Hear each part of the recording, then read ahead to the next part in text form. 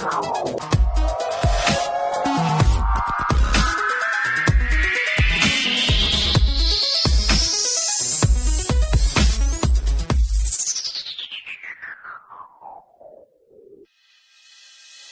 up guys, it's Dono. In this video I'm going to be talking about the connection between rap and poetry.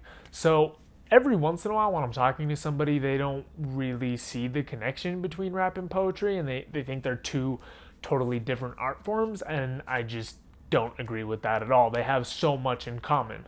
So let's get into some of the commonalities and differences. I'm gonna guess that people think that they're very distinct topics because of the stereotypes that surround the two, right? If you talk about the stereotypes around rap, it's kind of this braggadocio, gangster, violent type persona that's usually associated with rap. If you look at poetry, it's like this more refined and hoity-toity kind of personality that goes with it, which are at almost complete opposites. Now, I'm not saying that I necessarily agree with this breakdown, but those are the two stereotypes, and the only real way that I can see that people would segregate the two so clearly in their mind. The problem with that kind of thinking is that these two art forms have very different creators of each piece, right? In either art form, you can pick whatever topic you want.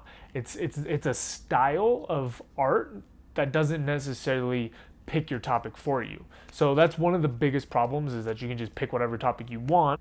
These two art forms also have a lot in common. At the root of both of these different art forms are similar techniques. So you've got stuff like rhyming, rhythm, and figurative language that come up a lot in both of these kinds of art forms, tying them really closely together. If you were to master one of these art forms, you would really easily be able to translate into the other. The biggest differences that you're going to run into are those of structure.